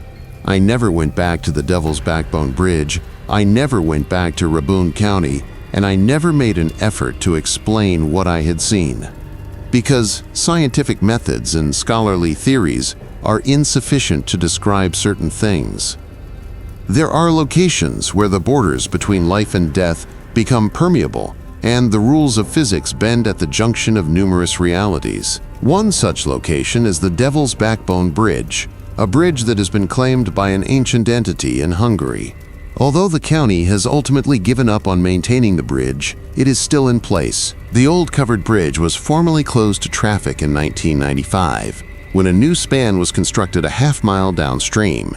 However, fatalities still occur there. Hikers, photographers, and inquisitive teens who go over the worn wooden planks despite the caution signs.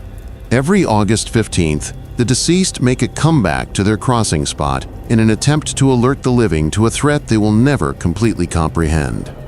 Walking slowly across the wooden boards toward a core that holds truths the living were never supposed to know are 13 figures dressed in various centuries, led by a youthful construction worker who fell out of favor more than a century ago.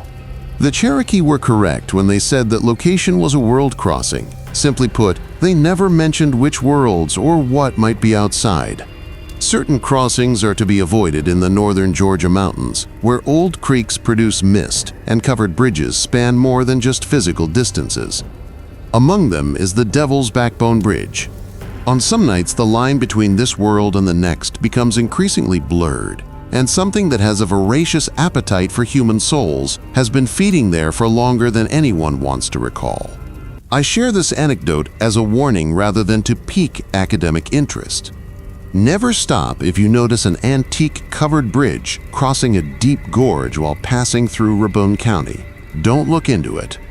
The wisdom of generations who have learnt to appreciate and separate themselves from specific locations should not be overshadowed by curiosity. Because some bridges take you to places you never intended to go. Additionally, certain crossings alter you in ways that are irreversible. The Devil's Backbone is real and passes directly through areas where the old laws are still in effect. According to them, our families, conflict ended a century ago. However, I discovered that some debts are passed down through generations, and that the deceased have longer memories than the living when I purchased land on Harper's Ridge. In the summer of 2003, I was 35 years old, and naive enough to think that the men who launched old mountain grudges could be buried with them. I needed a new beginning away from the memories that plagued every corner in Johnson City, Tennessee, after my divorce and the loss of half my construction company to my ex-wife. Originally from a long line of mountain people who have lived in the Appalachians since before the Revolutionary War, my name is Marcus Garrett. However, at some point in time, my family had forgotten the old tales and the cautions that are passed down through the generations like heirloom quilts and families that remain rooted to the same hills. We had relocated to the cities, received an education, and developed into modern individuals who thought that advancement might atone for previous transgressions. We were mistaken. Harper's Ridge, a 1,000-foot granite and limestone protrusion on the Tennessee-Virginia border with breathtaking vistas of the Holston River Valley below. The property I purchased featured a modest cottage from the 1920s, 40 acres of mixed hardwood forest, and what the realtor said was the most breathtaking sunrise view in all of Southwest Virginia.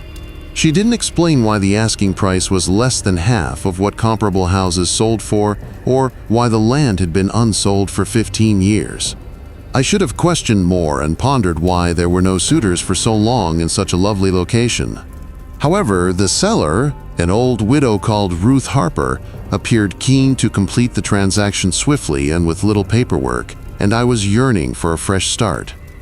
"Just sign here," she said, her weathered hands shaking as she pushed the documents across the kitchen table. "My family has owned this ridge since 1847, but I am the last one left. Time to let someone else make a life up there."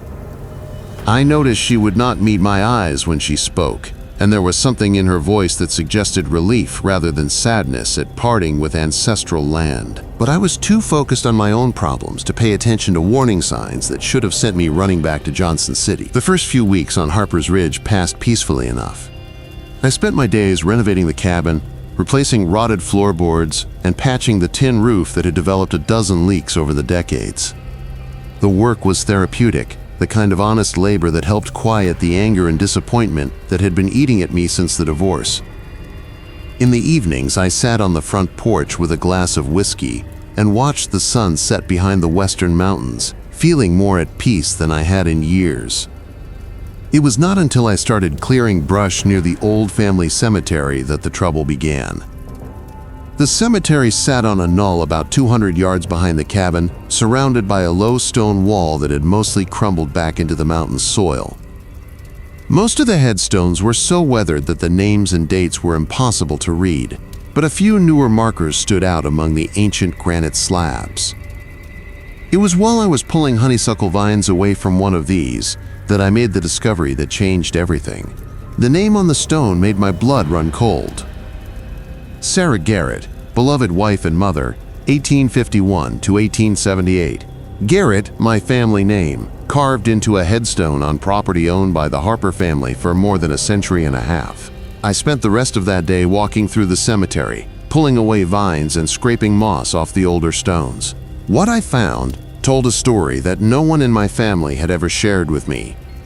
There were 8 Garrett graves in that little mountain cemetery, ranging in date from 1849 to 1889. Men, women, and children, all bearing the name that I carried. All buried on land that belonged to another family. That evening, I drove down to the local library in Gate City and spent hours going through old records and newspaper archives. What I found there made me understand why Ruth Harper had been so eager to sell the ridge, and why she had not been able to meet my eyes when we signed the papers.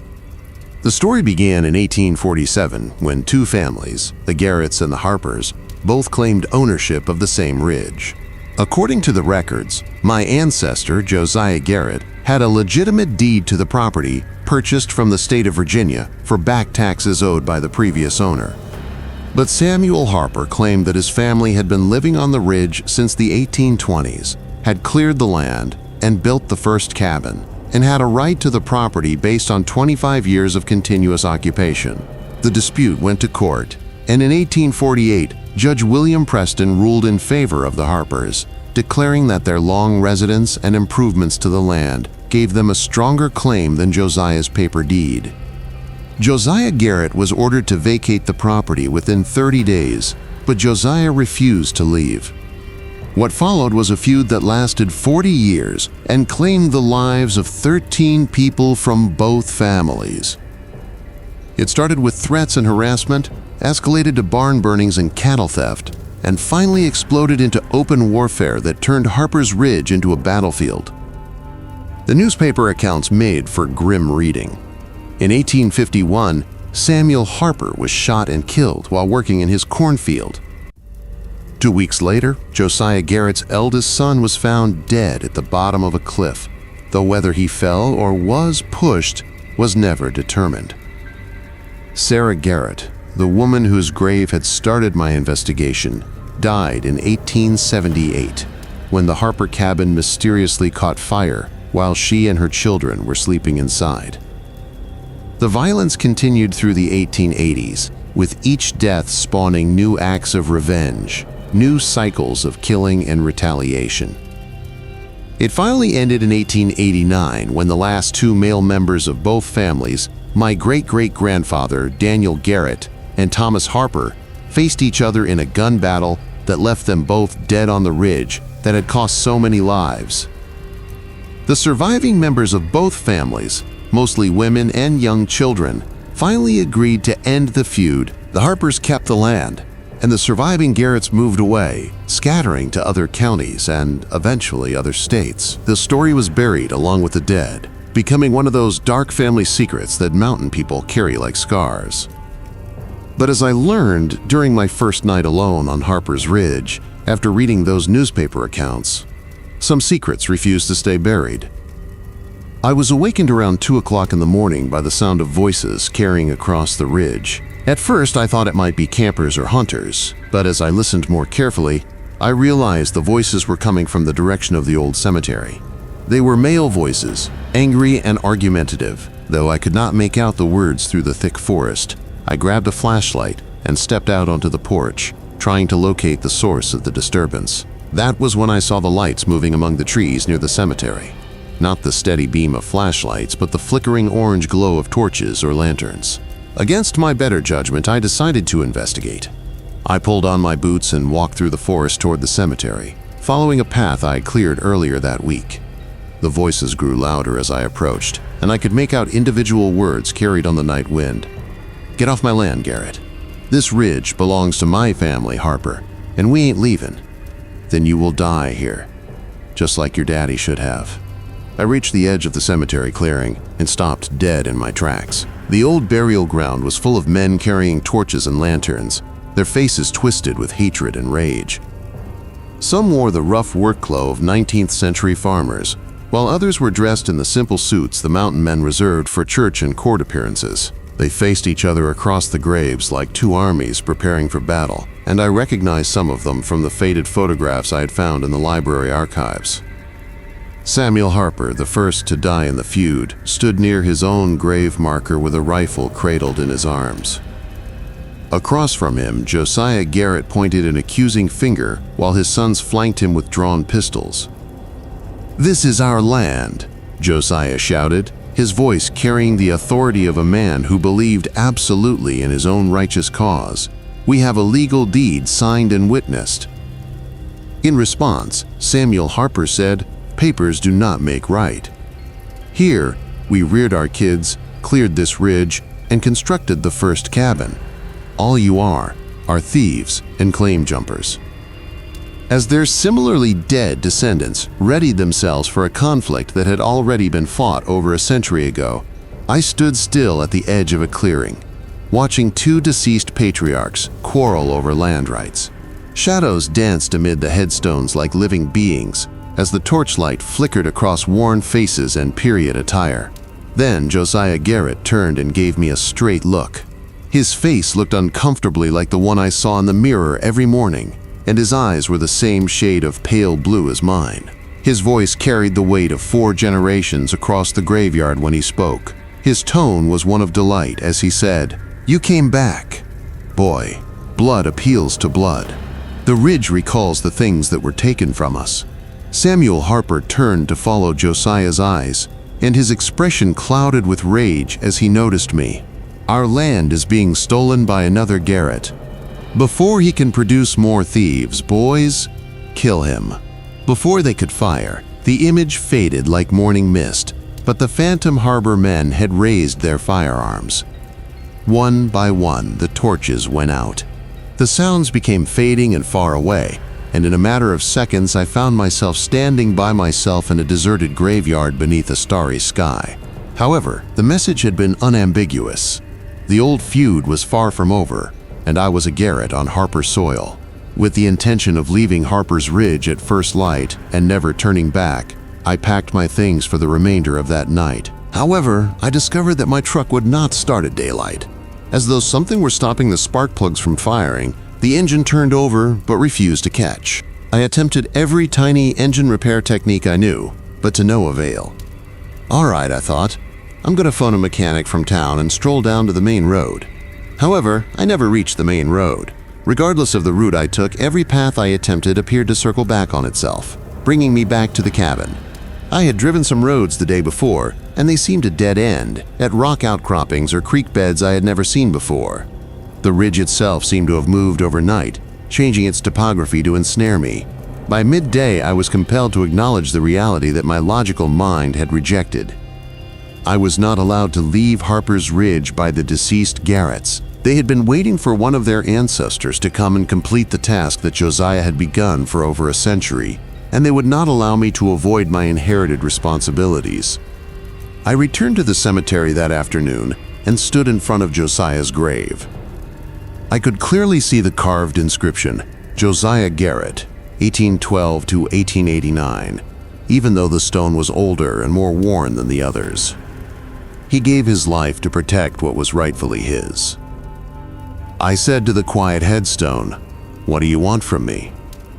The response didn't come in the form of a voice, but rather as knowledge that seemed fully developed, comprehensive, and indisputable in my mind. Suddenly, I realized why Ruth Harper had been so keen to sell the ridge and why she had avoided looking at me at the closing. She had anticipated this day, knowing that a Garrett would ultimately reclaim the land that had claimed so many lives, and I knew what I needed to do to put an end to the rivalry for good. I formally gave up all rights to the Harper's Ridge property the next morning when I went to the county courthouse in Gate City and submitted a fast claim deed. I acknowledged in writing that the Harper family's claim had always been the legitimate one and signed documents returning the land to them in perpetuity. Giving up the most exquisite home I had ever owned to appease a deceased man's pride was the hardest thing I had ever done. However, I felt a weight lifted off my shoulders after I signed that deed and got it legally registered. I was bearing a burden I was not even aware of. On the first attempt, my truck began.